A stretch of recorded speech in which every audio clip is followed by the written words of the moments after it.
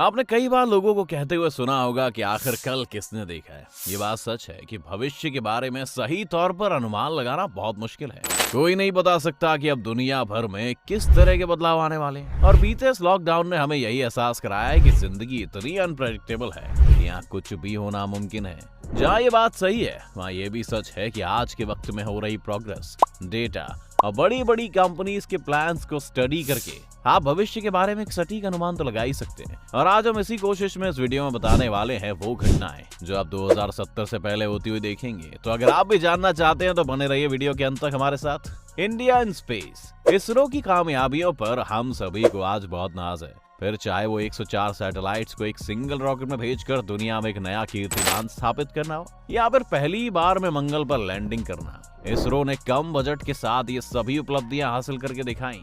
लेकिन इसरो में एक कमी है, और वो ये है कि हम आज तक किसी इंसान को खुद स्पेस में नहीं भेज पाए और हमें हमेशा इसके लिए किसी दूसरे देश की मदद लेनी पड़ी। लेकिन अब सब कुछ बदलने वाला है। इसरो का ये अनुमान है कि साल 2023 तक भारत अपना पहला मैन्ड मिशन स्पेस में भेज देगा। लॉकडाउन की वजह से इसकी सटीक तारीख में थोड़ा सा फर्क आ सकता है, लेकिन भारत का पहला मैन्ड मिशन अब सिर्फ 3 या 4 साल में ही आपको देखने को मिलेगा।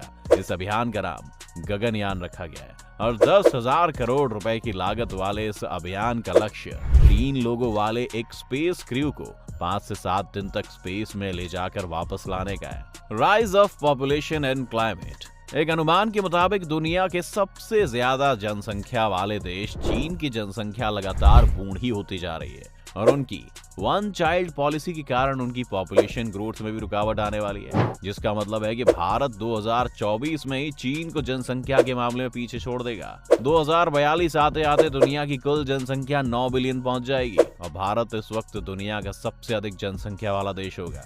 अगर ऐसा होता है तो भारत में गरीबी, बेरोजगारी और अन्य समस्याएं पैदा हो सकती हैं। इसके साथ ही कहते हैं इतने सारे लोगों की जरूरतें पूरी करने और उनके रहने के लिए जगह तलाशते तलाशते 2050 तक अमेज़न रेन फॉरेस्ट का लगभग आधा हिस्सा नष्ट हो जाएगा। साथ ही 50% से ज्यादा जनसंख्या के पास शायद पीने के लिए पानी भी नहीं होगा और दुनिया की 70% से ज्यादा आबादी इस वक्त शहरों में रह रही होगी। 2037 में माना जा रहा है कि क्लाइमेट चेंज के कारण आर्कटिक की सारी आइस पिघलकर आर्कटिक ओशन में चली जाएगी, जिससे समुद्र का स्तर भी बढ़ सकता है। यूं तो इससे काफी नुकसान है, पर चीन को इससे निजी तौर पर यह फायदा है कि उनके लिए यूरोप से व्यापार का एक और समुद्री रास्ता भी इससे खुल सकता है। एलॉन मस्क, आने वाले कुछ साल पूरी तरह से एलॉन मस्क के होने वाले हैं। जहां भारत अभी स्पेस में जाने का प्लान कर रहा है, वहीं टेस्ला और स्पेसएक्स के मालिक एलॉन मस्क 2024 में एक स्पेस क्राफ्ट मंगल ग्रह की तरफ भेज सकते हैं। इस स्पेस क्राफ्ट में एलॉन लोगों के बजाय पहले कार्गो मंगल ग्रह तक भेजेंगे और अगर ये मिशन सक्सेसफुल हो जाता है तो 2026-2027 में एलॉन का मन मंगल की धरती पर पहला ह्यूमन क्रू भेजने का भी है। कार्गो भेजने से एलॉन मस्क ये टेस्ट करना चाहते हैं कि क्या बड़ी संख्या में लोगों को मार्स तक भेजा जा सकता है। साथ ही एलॉन मस्क का प्लान मार्स पर बस्तियां बसाने का है, जिसके लिए वहां पर बिल्डिंग मटेरियल से लेकर कंप्यूटर्स और न जाने किस किस तरह के उपकरणों की जरूरत पड़ेगी और इसके लिए बड़ी मात्रा में उन्हें धरती से ये सामान वहां भेजना पड़ेगा। इसके अलावा एलॉन मस्क के हिसाब से 2025 तक वो अपने न्यूरालिंक प्रोजेक्ट को भी पब्लिक के सामने ले आएंगे। न्यूरालिंक वो प्रोजेक्ट है दोस्तों जिसमें एक इंसान के सर में ड्रिल करके उसके ब्रेन में एक चिप फिट की जाएगी जो ब्रेन की ही इलेक्ट्रिसिटी से चलेगी। इस चिप का मकसद मानसिक रोगों से बीमार लोगों के दिमाग में बंद पड़ गए हिस्सों को फिर से एक्टिव करना होगा, जिससे पैरालिसिस से लेकर कई अन्य समस्याओं से जूझ रहे लोग ठीक हो पाएंगे। एलॉन का मानना है कि 2040 तक आते आते तो ये चिप्स इस तरह से काम करने लग जाएंगी कि 2 इंसान जिनके दिमाग में चिप इंसर्टेड है उन्हें आपस में बात करने के लिए बोलने की भी जरूरत नहीं पड़ेगी और वो सिर्फ इस चिप की मदद से एक दूसरे से इंटरेक्ट कर पाएंगे। International space station and NASA, बहुत से लोग शायद ये बात ना जानते हो कि धरती के बाहर एक इंटरनेशनल स्पेस स्टेशन है जहां हर 6 महीने या साल भर में नए एस्ट्रोनॉट्स रहने जाते हैं और वो वहां से ही धरती को ऑब्जर्व करते हैं। साथ ही स्पेस में बहुत से एक्सपेरिमेंट्स को भी अंजाम देते हैं। 1998 में लॉन्च हुए इंटरनेशनल स्पेस स्टेशन या ISS को 2024 में डिकमीशन किया जा सकता है।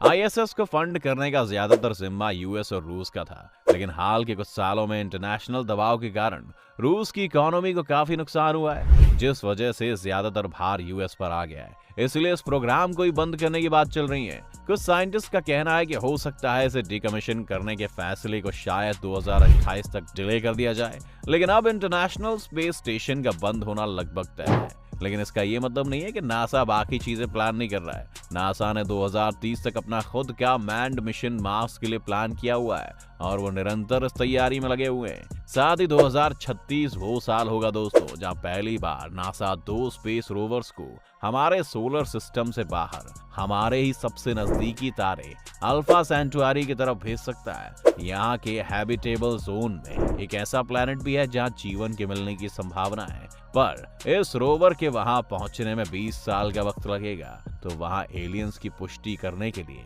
हमें 2056 तक रुकना पड़ सकता है। Electric vehicles and clean energy. दोस्तों, ये अंदेशा लगाया जा रहा है कि अगर नए तेल के कुएं हमें नहीं मिलते हैं तो 2050 तक धरती के सभी फॉसिल फ्यूल खत्म हो जाएंगे। फिर ना गाड़ी चलाने के लिए तेल होगा, ना बिजली बनाने के लिए फॉसिल फ्यूल। इसलिए आप देखेंगे कि 2070 आते आते हम पूरी तरह से इलेक्ट्रिक व्हीकल्स पर शिफ्ट हो जाएंगे और आपको पेट्रोल पंप से ज्यादा चार्जिंग स्टेशंस दुनिया में देखने को मिलेंगे। इसके अलावा हर तरफ स्मार्ट हाईवेज बनाने की भी बात चल रही है, जिन पर गाड़ी चलते चलते खुद ही चार्ज हो सकती है, उसे कहीं भी रुकने की जरूरत नहीं है। एनर्जी के सेक्टर में आप देखेंगे कि 2070 तक हम सोलर और विंड एनर्जी से तो बिजली बना ही रहे होंगे, लेकिन हमारी ज्यादातर बिजली न्यूक्लियर पावर प्लांट से आएगी। चीन जो अभी आर्टिफिशियल सन अपने यहाँ बना रहा है, अगर वो प्रोजेक्ट सक्सेसफुल हो जाता है तो आपको क्लीन न्यूक्लियर एनर्जी मिलेगी, जिससे कोई रेडियो एक्टिव रेडिएशन नहीं निकलेगा और ज्यादातर देश इसी तरीके से बिजली बनाना शुरू कर देंगे। Technological singularity. 2045 साल आपको थोड़ा सा डरा सकता है। कहते हैं कि ये साल टेक्नोलॉजिकल सिंगुलैरिटी का होगा, यानी 2045 तक टेक्नोलॉजी इतनी ज्यादा जटिल हो जाएगी कि किसी भी इंसान के लिए इसे समझ पाना मुश्किल हो जाएगा।